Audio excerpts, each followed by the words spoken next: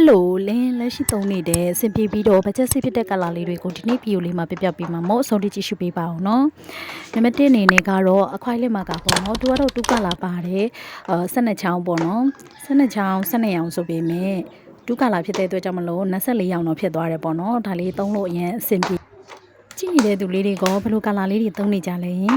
နံပါတ်2အနေနဲ့ကတော့ဒါကတော့ glitter pen လေးပေါ့နော် glitter pen လေးကလည်းသူက glitter လေးတွေပါတဲ့အတွက်ကြောင့်မလို့bling bling လေးတွေတော့ဖြစ်တယ်ပေါ့နော်တော်တော်လေးလေး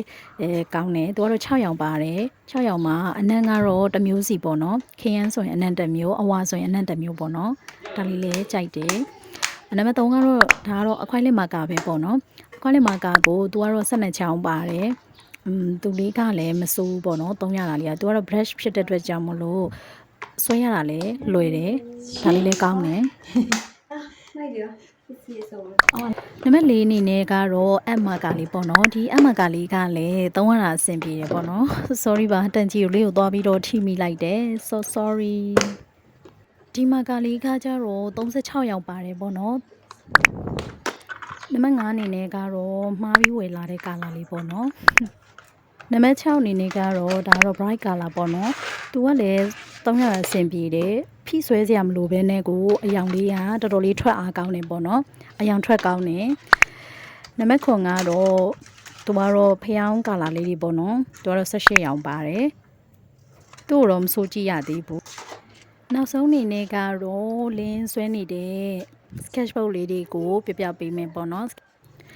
လင်းကလေးပုံလေးစဆွဲပြီးဆိုလို့ရှိရင်စာအုပ်ရဲ့နောက်ဆုံးကနေစပြီးတော့ဆွဲတတ်တဲ့အကျင့်လေးရှိတယ်ပေါ့နော်ဒါနောက်ဆုံးကနေဆွဲထားတဲ့ပုံလေးတွေပေါ့နော်လင်းဘီကိုနောက်ထပ်တစ်ပုတ်လုပ်ဖို့ရှိတယ်ပေါ့နော်ဘာလဲဆိုတော့ဒီပုံဆွဲထားတဲ့ဟာလေးတွေကို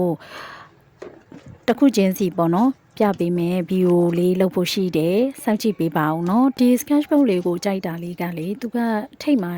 ချိတ်လေးပါတယ်ပေါ့နော်ဆိုတော့ကိုဆွဲပြီးသားလေးတွေကိုကြွားလို့ရတာပေါ့နော်နောက်တစ်ခုကတော့ဒါ coloring book ပေါ့နော် coloring book ကလည်းတော်တော်လေးအဆင်ပြေတယ်သူကတော့လေအစိုးရမဲ့စာရွက်တွေများပါတယ်ပေါ့နော်တော်တော်လေးကိုများတယ်စုံနေဒါလေးလည်းသဘောကျတယ်ပေါ့နော်သူကတော့ထိုတဲ့အဓိကပေါ့နော်နောက်တစ်ခုကတော့ဒါလည်း coloring book ပဲပေါ့နော်ဒါကတော့ကျွန်မဆိုထားတယ်ဖြူအောင်ကောင်းလေးကို color စုပြီးထားလေးပေါ့နော်နောက်တော့ကတော့ကောင်းမလေးပေါ့နော်ဒါလေးလည်းတော်တော်လေးမိုက်တယ်ချစ်စရာကောင်းတယ်ကောင်းမလေးတွေကိုလည်းဒါလေးလည်းဆိုပြီးလို့ရှိရင်ဗီဒီယိုနောက်ထပ်လုပ်ပေးမယ်နော်ဒါလေးတွေကတော့ကျွန်မရဲ့sketchbook နဲ့ coloring book လေးတွေပေါ့နော်နောက်ဆုံးမှာပုံလေးတွေပြထားလို့စကြည့်ပေးပါအောင်နော်